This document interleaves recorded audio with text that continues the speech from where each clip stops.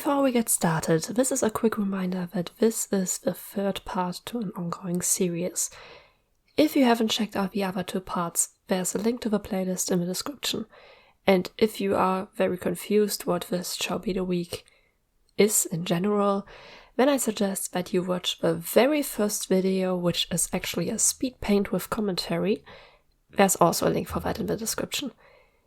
Without further ado, let's get to the third one-shot. I hope you will all enjoy it. A room with one bed, breakfast and dinner not included, booked for 1 week. Is that right? The alchemist nodded. The receptionist, the Goldette, looked down at her documents again before handing out a key to Albedo. Your room is up the stairs. I hope you will enjoy your stay, the brunette said with a smile. The blonde reflected her expression.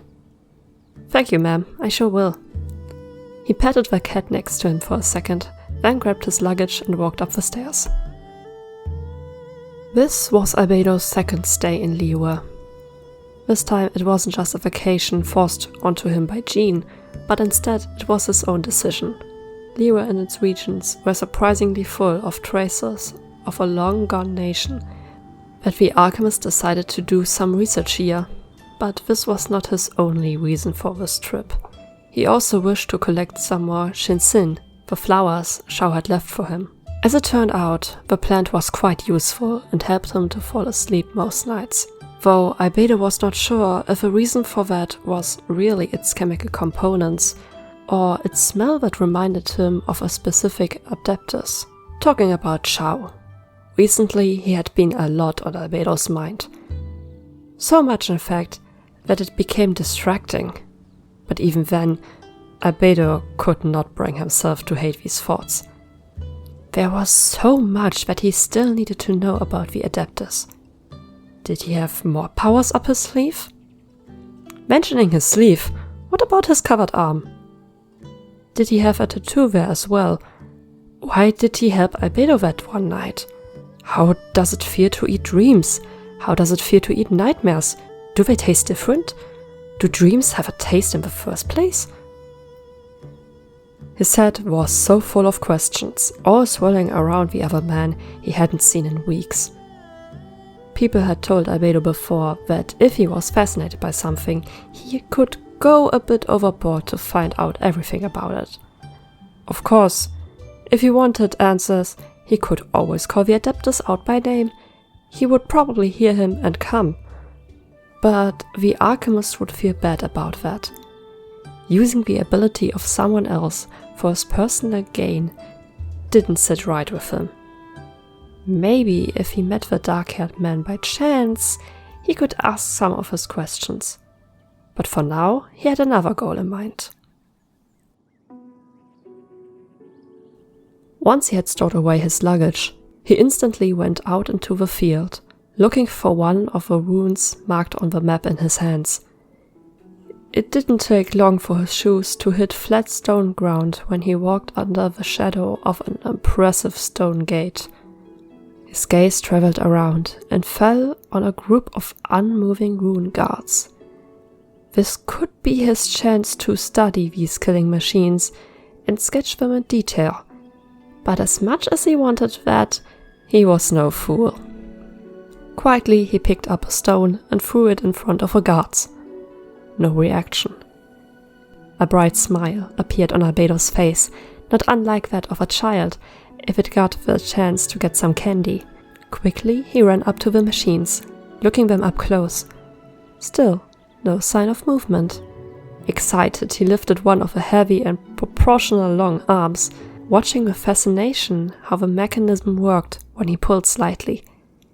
He grabbed his sketchbook and began with rough sketches of the whole machines, before going over the details, capturing their eyes without a core, the motors that are supposed to make their legs work, and so on.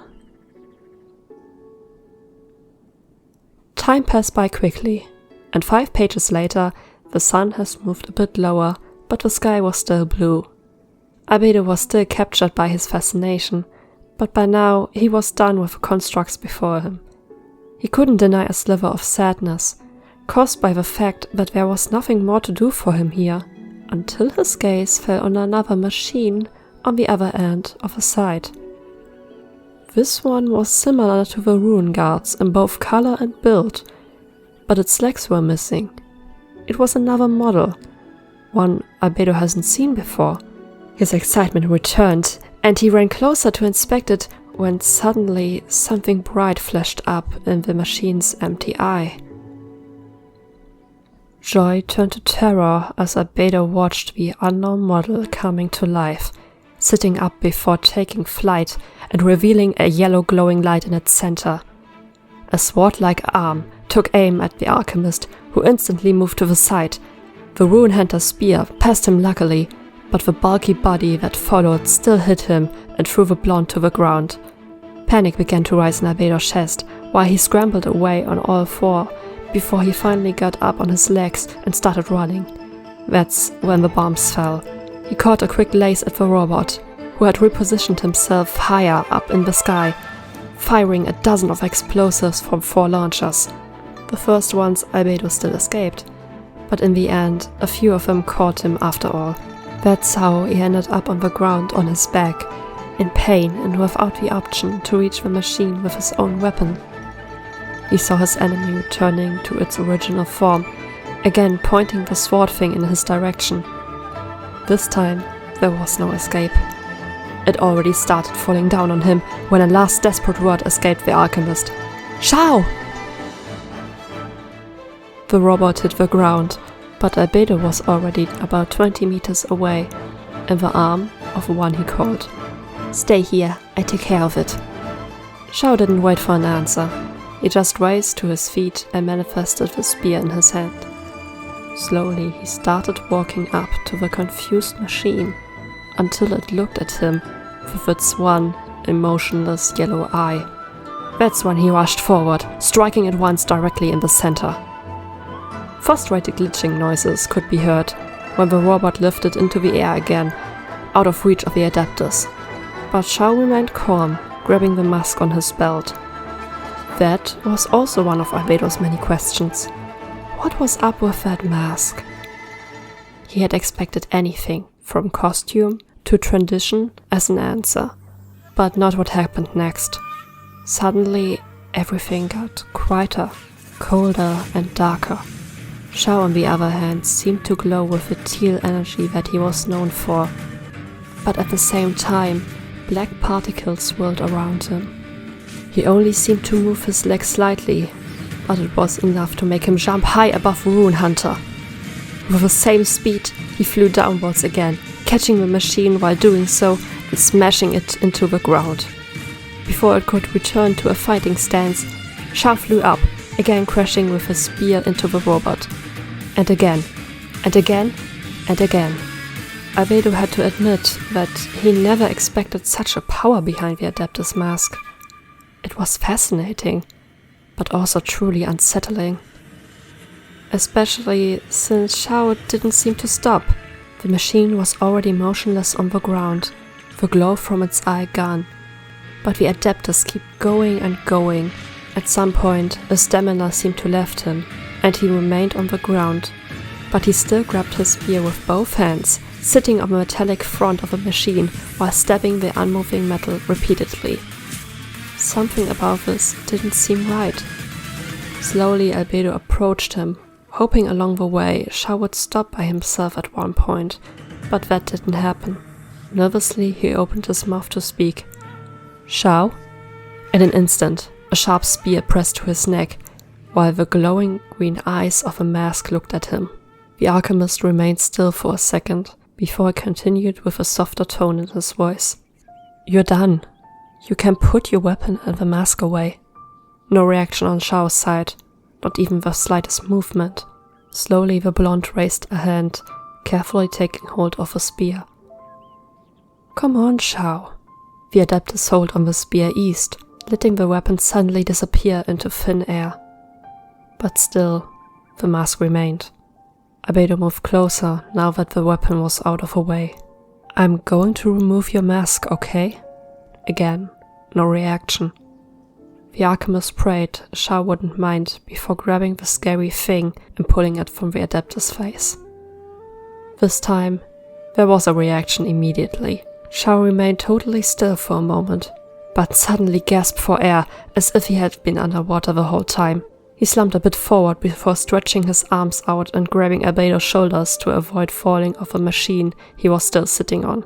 Carefully, the alchemist helped him down onto the ground, so he could sit down and lean onto the robot behind him. Violent shudders racked Xiao's body while he still leaned back, closing his eyes and calming his breath. Albedo put the mask in Xiao's lap and sat down next to him.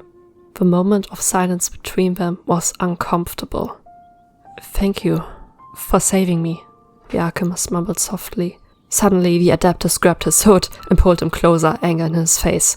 "Seriously? You could have died, alchemist! Why did you even get close to the rune hunter in the first place?" he spat. Albedo blinked in shock, stumbling over his words. "Sorry, the guards have been deactivated, so I thought..." "You thought wrong!" Xiao was getting red from anger, something the blonde has never seen before. "Calm down, Xiao." "I am calm!"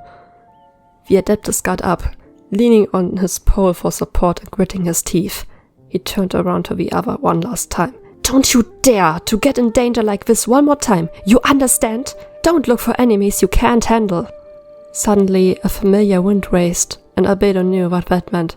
"Wait, Xiao, you..." But he couldn't even finish his sentence before the adeptus disappeared in front of his outstretched hand.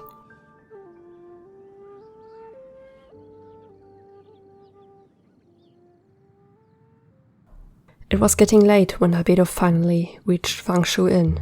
Luckily, he was mostly okay after the fight. With only a few bruises he could feel forming under his clothes. But these didn't hurt as much as his thoughts about Xiao.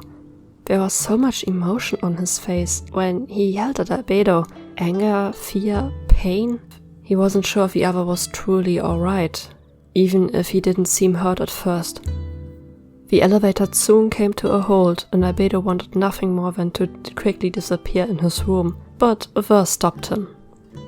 "Sir, could I ask you for something?" A sigh left the alchemist.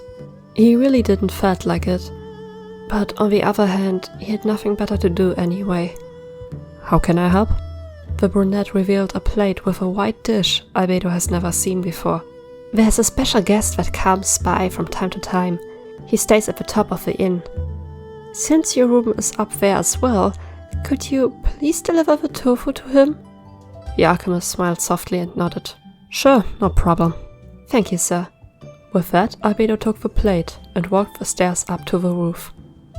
The sun had just disappeared from the sky, the incoming darkness revealing stars on a violet horizon. The blonde deeply breathed in and enjoyed the calming atmosphere for a moment before he started looking for the mentioned guest. A single leg poked out from the roof, revealing the person he was looking for. "Your tofu, sir," the alchemist said beneath the foot, only to see it jump and disappear before the face of a confused adeptus replaced it. "Alchemist? What are you doing here?" "I'm staying here for a week." Albedo had never guessed to see the other man again already. He didn't really have a plan on what to say to him the next time they saw each other, so he had to improvise. Stone petals formed under his feet, and slowly the flower raised him up so he could enter the roof. "The Goldet asked me to bring you this." He held the plate out to the adeptus, who looked at it for a moment before taking it. "Thank you." Slowly, Xiao started eating while Albedo sat down on the roof as well. Not next to him, but with a respectful distance. He only raised his voice after a few minutes of silence. "Can we talk?" The dark-haired man gave a subtle nod while placing the empty plate to the side. Albedo took another deep breath. "I'm sorry.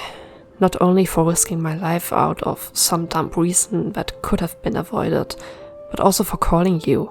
I have no idea what happened when you put on that mask, but it definitely had a price, and if I..." A gloved hand suddenly closed around Albedo's, soft and careful. "Don't blame yourself. It's my duty to defend those in danger." The alchemist looked at the adeptus, who gazed into the distance. "I should ask for your forgiveness. It was not okay to yell at you like that." Albedo thought over these words for a moment. "Then why did you do it? Yell at me, I mean." This time, Xiao turned his head and looked at Albedo. "I was scared." There was something in his eyes that reminded the alchemist of sadness, but there was something else there as well, something he didn't know. So scared, I feared you could have died. If I had been just a second too late, I don't know what I would do right now. Shivers wracked Xiao's body, his grasp on the other's hand getting tighter. Albedo didn't think about it for another moment and pulled the adeptus closer for an embrace. But the other man suddenly cried out in pain, holding the wrist Albedo had just pulled. "Xiao?" worry mixed into Albedo's voice. "Are you hurt?" "It's fine, really," was the soft response the alchemist got, but he wasn't pleased with that answer and stood up. "Come, we go to my room and look at it, okay?" But Xiao shook his head. "No, I still have work to do." "You can't work when you're hurt, do you?" The adeptus thought for a second, then he followed the alchemist down the roof. The trip to Albedo's room was a short one. The alchemist lit one of the candles and pushed some of the books from the bed. "Come sit here and remove your glove." He looked through his luggage, searching for anything that could help to fix the wound. But of course, he didn't expect to take care of someone on his vacation, nor that he would get hurt himself. So he only got a few herbs, but maybe there was something he could do with that nonetheless. When Albedo turned around, a gasp escaped his mouth. Xiao was sitting on the bed, the hurting wrist revealed. It was covered by a large bruise. But not only that, there was also one around his neck, and even two more around his tattooed arm. "What happened?" he asked in a soft voice, carefully sitting down next to Xiao. The man raised his tired gaze. "Marks of my karmic debt. I've gone too far today." "You mean with a mask?" Xiao nodded. "I used it a total of 3 times today." Albedo pulled the bruised arm into his lap. Even if it was shocking, there was at least something he had that might could help the adeptus. He took a thin bag filled with mistflower petals and pressed it softly to the bruise. A hiss escaped Xiao, which caused the alchemist to shush him calmly. "I'm going to cool the bruise. That should help them heal quicker." The adeptus gave an understanding nod as his only response. "So," Albedo started again to defeat the new incoming silence. "What is a karmic debt?" Xiao was quiet for a moment, seemingly looking for the right words. "I was not always an adeptus. There was a time I was just a spirit when I met a powerful god. They convinced me to fight for them, and I did awful, horrible things in their name." A sadness rang in his voice. "At first, I did it because I enjoyed it, but at one point, I lost control. It was like my body was controlled by my master, forced to kill monster and man, made me devour dreams. Then one day, Rex Lapis appeared and killed my master in a fight. I was free from my old duty, but not from the things that I have done for years. I wished this glorious god of stone and gold would strike me down and free me from my guilt." Xiao's gaze had become clouded, as if he was looking into the past itself. Albedo kept quiet and listened. Instead, he asked me and some of the other slaves to join his fight. And we did. He gave us new names, new tasks for the greater good, and gifted us these masks. They could lock our true potential away until we wear them. But if we use them, we feel the constant pain getting more intense. In the end, it drove the other yakshas insane. I am the last one remaining. Albedo moved the bag of petals to Xiao's wrist. "Constant pain?" "It feels like ropes wrapped around me, being pulled constantly." A weak chuckle escaped the yaksha. "Some days it's so bad I feel like I can't breathe." The alchemist moved his free hand to Xiao's revealed shoulder, comfortingly caressing it. "Is there anything that helps against the pain?" The adeptus shook his head. "No, human medicine has no effect on the adepti." A sad sigh left Albedo. He really wished that he could help the other men. "But," Xiao suddenly started again, "there was a time I was nearly driven mad by the mask. Someone with a flute was nearby and helped me calm down with their music." "That makes me wish I learned an instrument." A chuckle escaped both men and eased the atmosphere a bit. "Honestly, I wish I could do more for you," Albedo admitted, moving the bag to Xiao's neck. The other man winced for a moment, but then smiled softly. "You already do so much." I don't know why, but every time the traveler sends us out together, I feel a lot calmer than usual. I really enjoy the time we spend together. Albedo couldn't help but smile a bit as well. I have to admit, this feeling is mutual. He removed the bag from Xiao's skin. How are you feeling right now? A bit better, but I should go now. Before Xiao could move, a hand laid on his shoulder. I don't think that would be a good idea. You're still hurt. I don't know if you could make it home right now. Home? This probably shouldn't surprise Albedo as much as it did. A sigh escaped him. Stay here tonight and rest. Please. If I don't bother you, Xiao laid down on the bed. Albedo looked around the room, thinking about where he could rest that night. You know, the Yaksha started. I don't mind sharing a bed, if that's not a problem for you. If you say so. The alchemist began removing his coat. One look over his shoulder told him that Xiao had turned respectfully away, so Albedo quickly changed into his sleeping robes. Don't you need to change? He asked by laying down. Xiao shook his head. No, I'm good. With that, Albedo blew out the candle before laying down next to his friend. What exactly are they? Why did this question come to his mind when he was about to go to sleep? Do adepti sleep? Not really. At least I never tried. Suddenly, an idea popped up in Albedo's mind. Alice, Klee's mom, used to play this little game so she would fall asleep. We could try that if you want. Xiao turned his head, looking at the blonde. What kind of game? Look outside. The Yaksha turned to the other side to the window. Albedo sat slightly up to see over his shoulder. It was a clear night, perfect for what he planned. We look for constellations. I'm not really into astrology. Not like that, Albedo explained. We make our own. Xiao looked over his shoulder at the alchemist. You got an example? Albedo thought for a moment. Alice always found little rabbits. And Klee turned each rectangle into clover. He chuckled. Xiao smiled a bit, looking outside again. What do you see? He asked. The alchemist hummed and thought. A dwarf in a flask. A soft laugh rumbled through the adeptus. What? A homunculus. Albedo leaned down, reaching with one hand over Xiao's shoulder. You see that circle? The star on top of it makes it look like a flask, right? Xiao hummed with understanding. And that bright spot in the middle is a child made from alchemy. Xiao's expression grew a bit sad. They must be lonely inside the glass, with no one there by their side. No.